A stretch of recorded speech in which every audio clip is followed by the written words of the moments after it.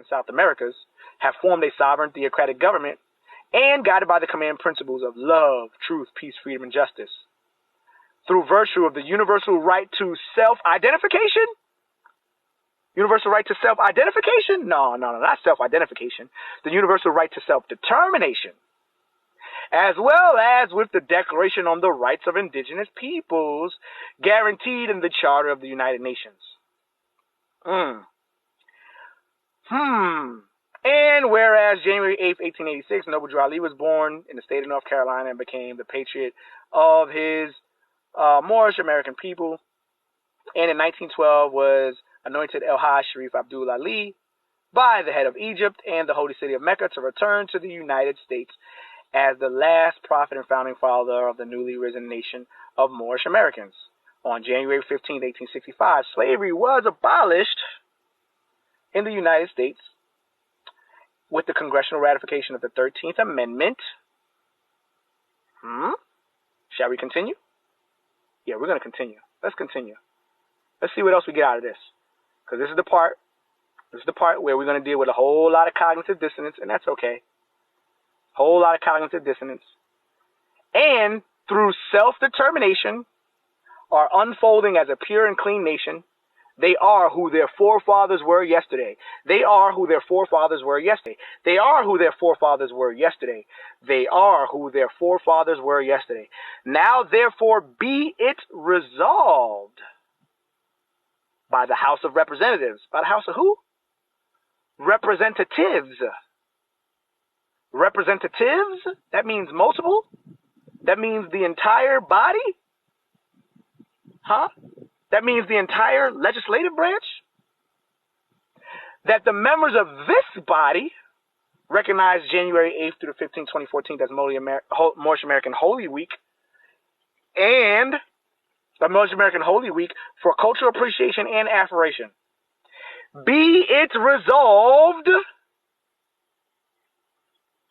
that the clerk of the House of Representatives is authorized and directed to transmit an appropriate copy of this resolution to the public and the press. And that's what they did.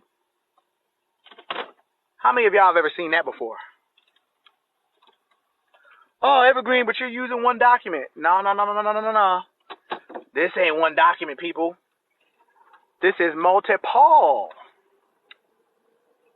You got one in Illinois. You got one in Georgia. You got one in Texas. You got a mayoral proclamation in Washington State. You got a mayoral proclamation in Oregon. Senate proclamation in Texas. Yeah. And the only ones that want to give halfway credence to California's bill, which hasn't gone anywhere, are what? Negro, blacks, and colors that want to receive reparations. Yeah, those people. Just trying to help you out. I'm just trying to help you out, people. If I can help you out and show you law, real law, you could save yourself.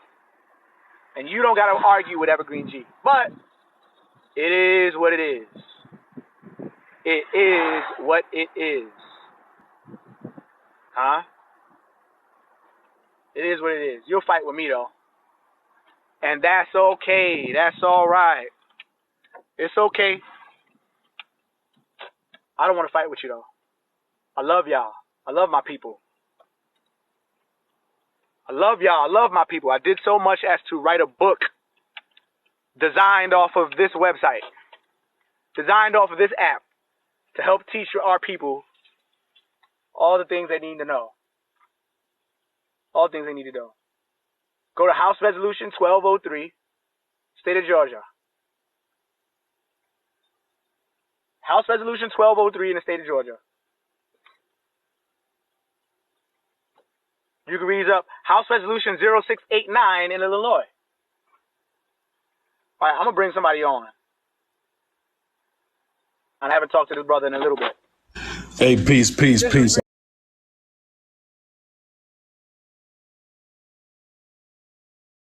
Evergreen. And I'm about to head back to the house. What you got for me, big dog?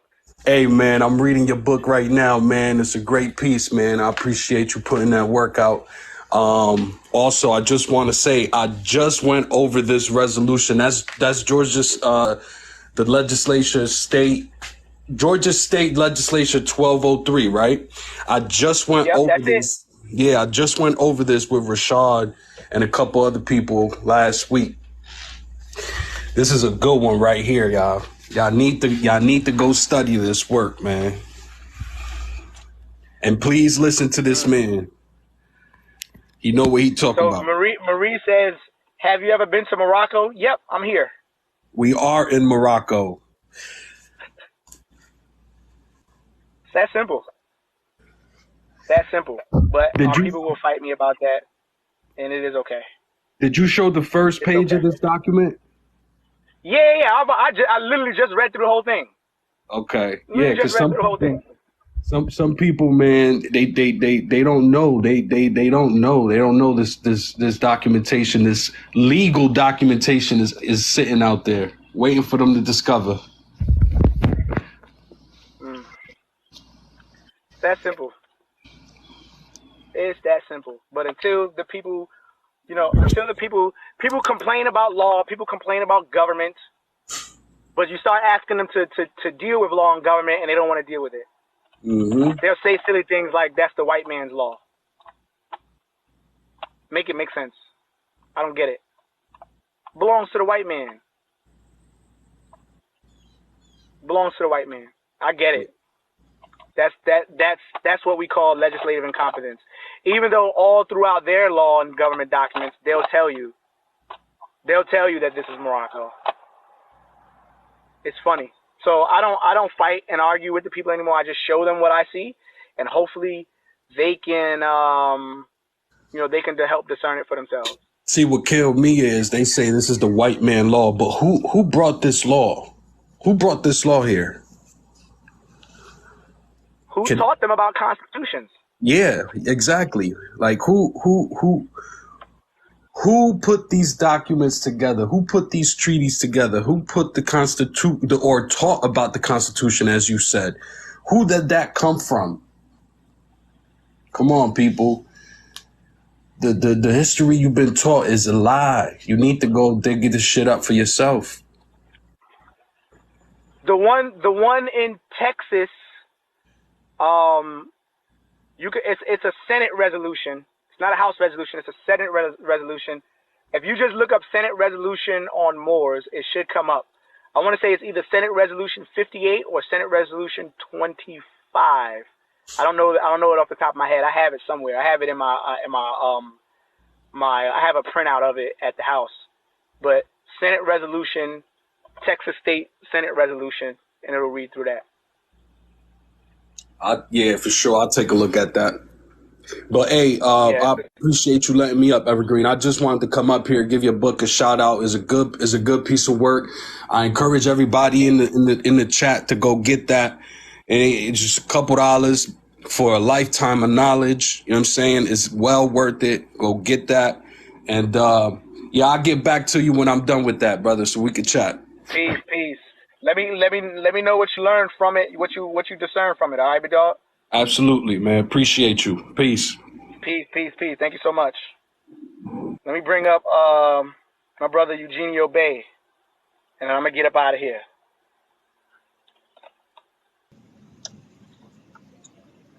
Oh, the title of the book, you can if you're looking to get my book, the name of the book is called The Crayon Box Paradigm: The Fraud of Race in America. The link is in my bio right now, The Crayon Box Paradigm, and pretty much all the stuff that I'm talking about, with the exception of some of these documents that I'm presenting. All the stuff that I've been talking about regarding reparations, regarding the status of what it is to be so-called black, I go over it in detail, in deep detail in my book, how to discern it from an etymological standpoint.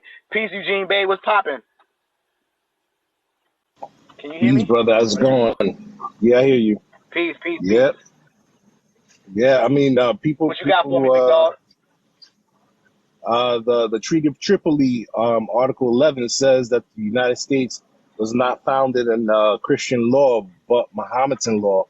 So, Mohammedan law, right? Our people don't even understand that this whole government was actually put together by our forefathers, and Mm-hmm. it's our law. It's not the so-called white man's law. But Too easy. they brainwashed us. Too easy. Yep. It's not that hard to see. It's not that hard to see. But again, our people are dealing with dogmatic principles. They aren't actually reading law and seeing the etymological correlation, seeing the linguistical correlation, right? And not even if you want to deal with it on a religious standpoint, you don't have to deal with it on a religious standpoint. That's the beauty of it. You don't have to. You can simply deal with it in asserting national rights. It's that simple. But our people don't want to do that. Our people want to fight about self-identification. And they don't want to see that the identification is leading us away from the concept of Mohammedan law. Yep. They really did that. I mean, they really did a scam in the 70s, and they really did us in with Roots, man. Roots really did us in. Like, they finished us with that. Because I mean, to try to disattach people from their own land, you really have to brainwash them and make them think that they're from another nation, and mislabel them, several times and stuff. But it's just crazy how people today, man, like, they don't want to hear nothing. They don't want to. They don't want to hear it when our remedy is right here, right here. You don't have to go nowhere else but right here, and apply ourselves right here. But they got us brainwashed. I mean, there's so much treaties, there's so much articles, resolution, um, house joint, whatever. I mean, there's so much information out here for us to use that it's not even funny. Simple. But we're so entertained with social media, with all kinds of stuff that's not gonna benefit us. I mean, just the other day, they were talking about that situation with the female who got hit by a brick, right? But if you did some research, you would see that was fraud. That was fake. That was fake news. Like, but the thing is that our people are so involved in the system that they believe anything. They I believe agree. anything. Now watch this. I want to read this. This is Merriam-Webster's Third New International Dictionary, etymological dictionary, right? So we're gonna look at the word Moor real quick, because people say Moors originated here, right? Watch this. Moor, from the Middle English, spelled Moor, from the Middle Flemish, and from Latin, moros, probably of Berber origin, right? A member of a dark-skinned people of mixed Arab and Berber ancestry inhabiting ancient Mauritania in North Africa and conquering Spain in the 8th century AD. Moroccan. Sure, you got it, right? Also B, Berber. And number 2, Muslim, especially Mormon, right? We're going to keep reading, especially Mormon. Compare Moro. Then number 3, archaic word, blackamoor. Now let's stop there. We're gonna go to this word blackamoor, because we got to show etymological principles so that we're not getting confused. So let me go to the word blackamoor real quick. Here we go, blackamoor. Where you at? Ah, here we go. Nope, that's unabridged. Hold on. We're gonna go to the word blackamoor. Keep that word blackamoor in the back of your head, people. Keep that word blackamoor in the back of your head. Bam, blackamoor. Blackamoor. Blackmoor, also Moor or Moor. Alter of earlier Blackmoor from black plus Moor. Earlier form of just Moor. And note that that word Moor is capitalized. which signifies what? A title, a name, right? A dark-skinned person. A person belonging to the darkly pigmented race, especially a Negro. Now, who are the people that they called Negroes across the planet?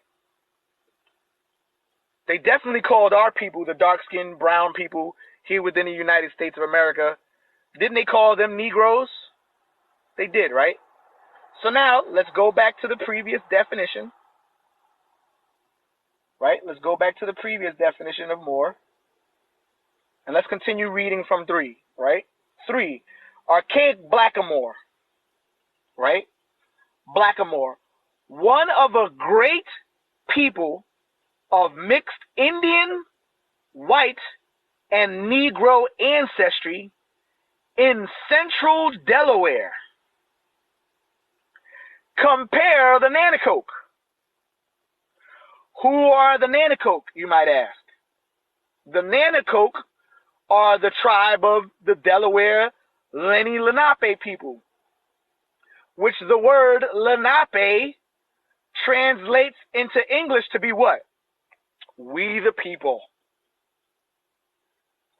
We the people of the United States, in order to form a more perfect union, establish justice, provide for the common defense, ensure domestic tranquility, and secure the blessings of liberty to ourselves and our posterity, do establish this Constitution for the United States of America. Right? Who are the cousins of the Nanticoke? The Washita, the Cherokee, the Chickasaw, the Choctaw, the Shinnecock, the so-called Seminole, the so-called Blackfoot. That's why they say compare. You see? So when you say, yeah, Morocco only existed in 789, right? 789 AD, sadly mistaken. Is this a Delaware? Yep, this is a Delaware code. Delaware code. This is, yep. House bill right there talks about how Indian and Moor are synonymous.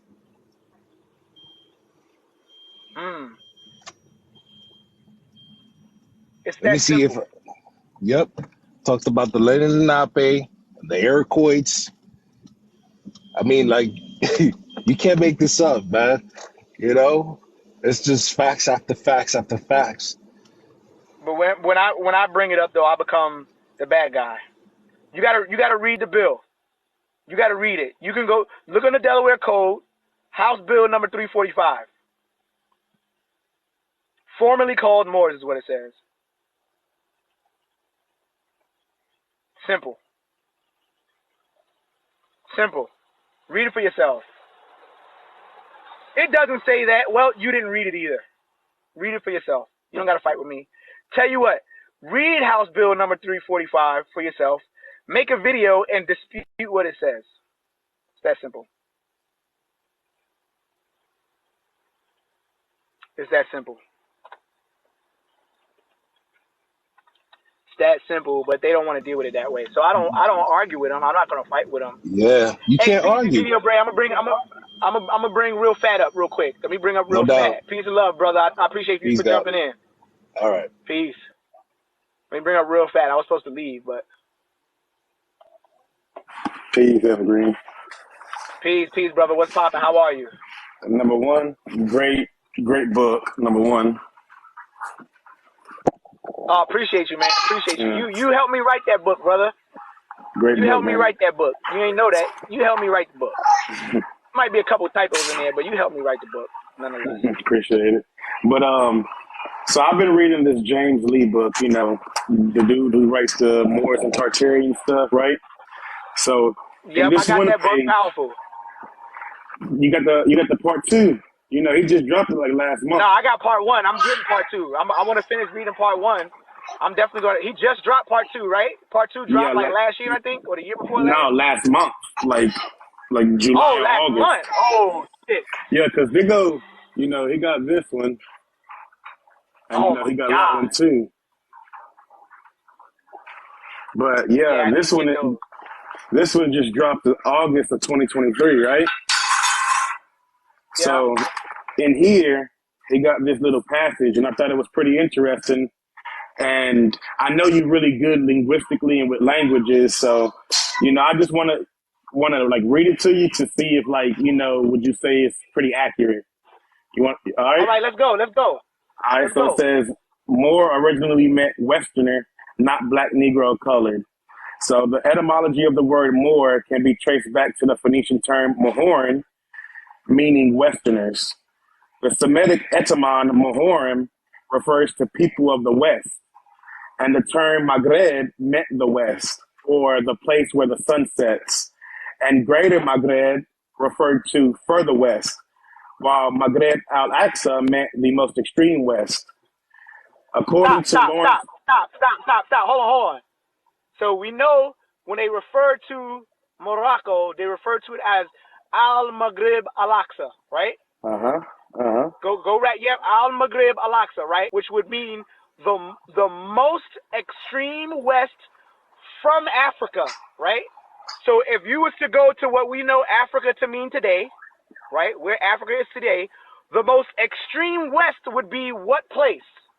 It would be Alaska. Mm-hmm. So Al-Maghrib, Alaska, the most extreme west from Africa is what we know today to be Alaska. Keep going. All right. So, okay. Maghreb al-Aqsa meant the most extreme west. According to Lawrence Waddell, early Phoenician titles such as Muru, Mur, Marutu can be translated as meaning of the western sea or sea of the setting sun. Ki, Akkadian Amaru, occur as a geographical term literally meaning the west. Mm-hmm. So then the next two paragraphs literally gets into different languages. So in Sumerian, the Amorites were known as the Martu or the Tidnum. In Akkadian, the name of Amuru, and in Egypt as Amar, all of which mean Westerners or those of the West. It must be noted that Hebrew terms such as Marab, Mareb, Maraba, or Marawab also mean West. The Hebrew Mohor also means Westerner. So then he goes on to say, not Jamaicans, not Nigerians, not Americans. The brown skins, the AKA Moors or Tartarians, are from the most of ancient times. You Moros, you Morus, Moors, or Marus, the children of the light, the bearers of civilization and compassion, the golden ones, the first people. Notice what they used here with the same word as using Moor or Westerner. Ethiopians, Mauritanians, and Mauritians. The pale ones, the blanks, stole their names and pretended it referenced only some Arab Muslim conquest of Spain. The Greeks knew the Moors, the Romans knew the Muros, the ancient Indians and the Chinese too, because ancient Egyptians called their land Tameri or Tamuri, the land of the Moors. They were the seamen who navigated the flat earth and brought it all to light. And then there's more, but that was the main thing that I wanted to read. But there's more to it. Hey, but I just wanted to read that because I know different the etymology and etymon and other languages. So I was just wondering, does that Hebrew term marab, is that a real word? Mareb, you know what I'm saying? That's what I just wanted to know. Well, I'll say this. I would have to. I got a Hebrew. No, I don't. I don't have that. Or maybe I do have it downloaded. Download a Hebrew transliteration etymological dictionary. And it's hard to deal with that translation because you have to deal with the characters, and it's hard for us to go back and deal with the proper pronunciation because people are dealing with trying to discern Hebrew from Yiddish. So that gets, a lot of times that gets lost in translation. But we gotta get and deal with the characters, because the characters of the Hebrew alphabet are very, very similar to the current English alphabet. So if you can look at the words and figure out how those were spelled, then it's a huge possibility that that part is true. I'm not going to deny it. I'm not going to deny it, right? Okay. But I see a direct connection. It will require us to go back and read some Bible, get back to some biblical principle. But I definitely know for a fact that there's truth to that Ethiopian concept in paragraph 2. If you go back to paragraph 2, right here, the first people, the yep, Ethiopians, the Mauritanians. Yeah. yep. Because if you look at the King James version of the Bible, and you see the word Ethiopian, right? Which we know the King James version of the Bible came about 1611. You see the word Ethiopian, and you go back to the Geneva Bible. On that very same verse, anytime you see the word Ethiopian, you'll see the word blackamoor to it. See, do that challenge for yourself. If you pull up a King James version, like do it, download the Bible app, right? Download the Bible app and download the King James version of the Bible within that app, and then download you the Geneva Bible, which that came about in 1540 or 1560. I think it's 1540. You read that book, and anytime, there you go, there's the Geneva Bible right there. Abed Melech, yep, there it goes right there. You read you that, but if you read it in the English King James version will say, and Abed Melech the Ethiopian said. So there's truth to that, and what the brother James is talking about there too. So that's literally the process of what we call transliteration. Knowing that different characters in different languages mean the same thing when you translate them. But you got to deal with the characters first, right? So you're going right there from the Old English to what? The Old English to the current English, right? And we know that blackamoor was a pejorative term that was placed on the Moors during when? During Papa Bull's time, when they were dealing with, the expulsion of Moors out of Spain, et cetera, and they took that same exact concept and brought it over here to the Americas during chattel slavery time and European to Western expansion. The Delaware Code that you need to read is House Bill number 347. Delaware Code, Lenni Lenape Moors. Delaware Code, Lenni Lenape Moors, House Bill number 347. And then it'll bring you to that Lenni Lenape Code talking about the identification of the Lenni Lenape, quote-unquote, so-called Indian tribe. Hey, Evergreen. Peace. Have you ever seen, like, it doesn't necessarily, matter what it's like written on, because for all it matters, it could be written on, on somebody's butt for all I care. What matters is what it contains, right? So you ever heard of the United Nations Charter? Yep. The Washita, the Dugamungia tribe. Yep. Mm-hmm. Yep. Absolutely. So guess what? That right there, when you read that, what does that give credence to? That gives direct credence to House Resolution 1203 in Georgia and House Resolution 0689, because they're telling you that even the entire United Nations recognizes the Washita, the Dugamungia Moors as the original peoples of the planet. They're telling you that. So it's no need to fight it. So all of the 195 nations across the planet that are associating themselves with the United Nations Charter, governmental document under the International Court of Justice, right, under a charter, they're telling you what? What are they telling you? Yep, that we recognize Moors as the original peoples of the planet and their expansion across the planet. They're telling you that. No need to fight with me. Mm-hmm.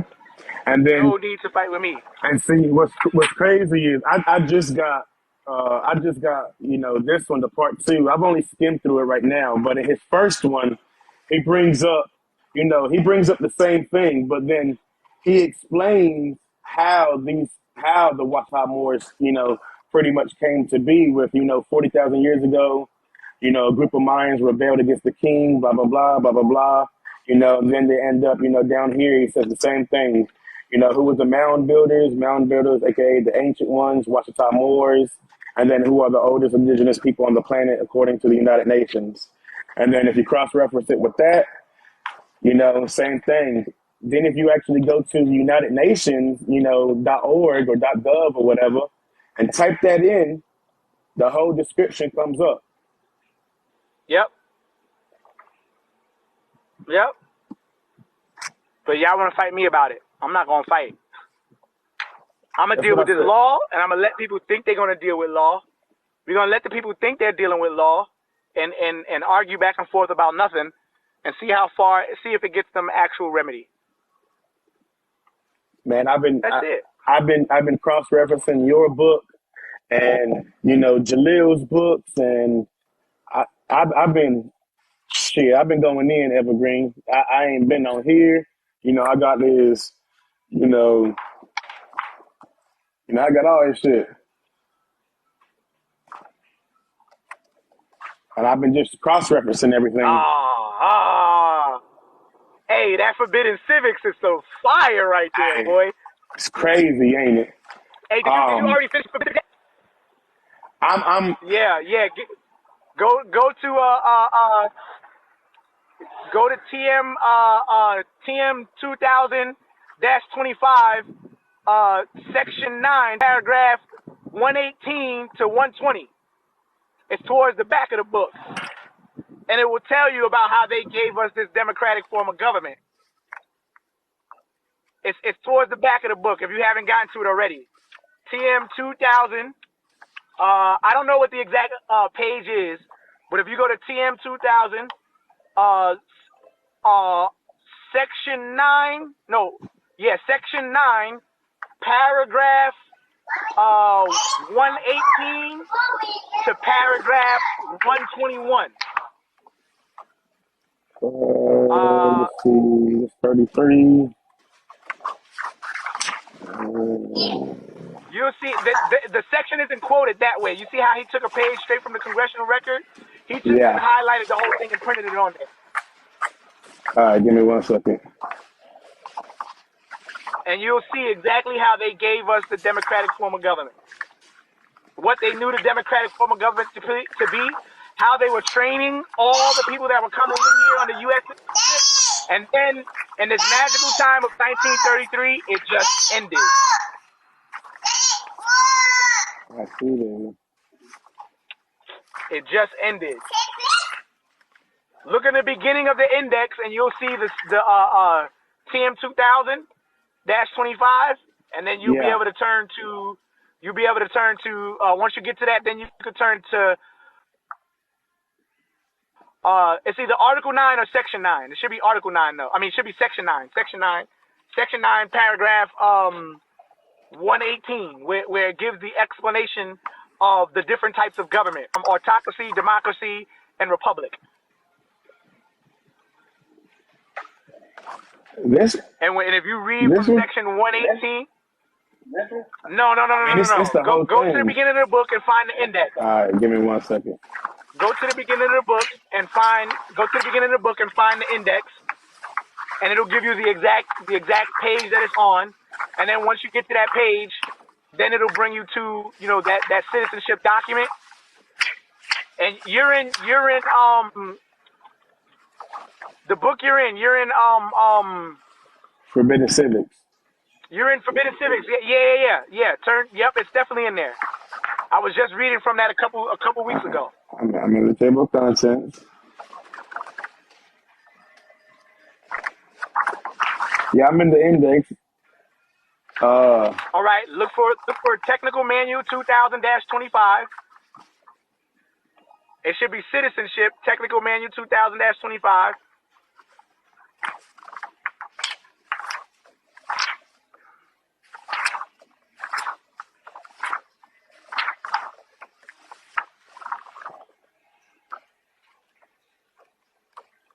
You about to make me go home and find this shit. Yeah, because all it brings me to is the back of the book where it got, where it has like the whole explanation, like 10 pages of it. Yeah, because you should be able to find it there. You should be able to find it towards that part. It's like the second half of the book. Like the whole second half of the book is dedicated to that technical manual.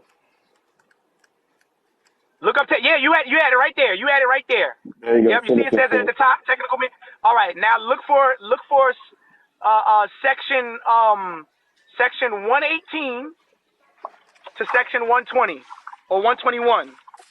All right. And you should be able to find it right there. All right, they go 119. They go section. Yep, right there. There it goes. That's it right there. So now turn the page to where it gets to the go to that part of it and turn the page to where it gets to the explanation of autocracy, democracy, and republic. Yeah, here it is. Comparative analysis. Yeah, there autocracy. You go. Read. Now, what? So this is for the people in the chat. For the people in the chat, what he is reading is what they used to teach people that were in the military and the people that came over to the United States of America by way of migration. This is what they used to teach them. This is the document that they used to give them. It's called a training manual. And then post-1933, they removed this off of it. Then you deal with the Emergency Banking Act. Then you deal with the House Joint Resolution 2, and they took this out. And from this point on, they've been calling this place a democracy. This is where it comes from. This document right here.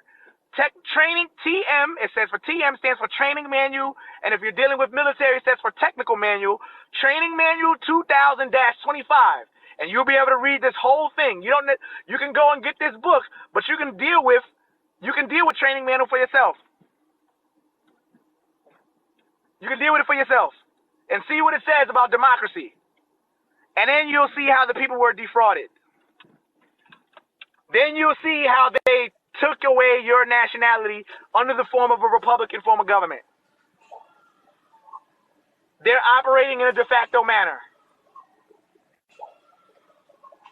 This is where it comes from. This is where the big bait and switch comes from. And this is why all of our people are consistently talking about what? Oh, there was a party switch. No, it wasn't. It wasn't a party switch. It was a fucking government switch. I just hit the switch. Click. You know those damn, what's his name? I think his name is like James Robinson. Hold on. You know, he had a section in one of his little books that talked about the like 7 different forms of government, and it's like, Republican government, democracy, and then it's like 4 more. And every time in life, it always repeats itself, going through the same 7. I'm gonna try to find it real quick. What is it, baby? Okay, yeah. Let me know. I definitely want to read that. Huh? Go get it. Go get the tablet. Oh shit. Hey, yeah, I got a phone call. Business. All right. Let me end this. All right, peace.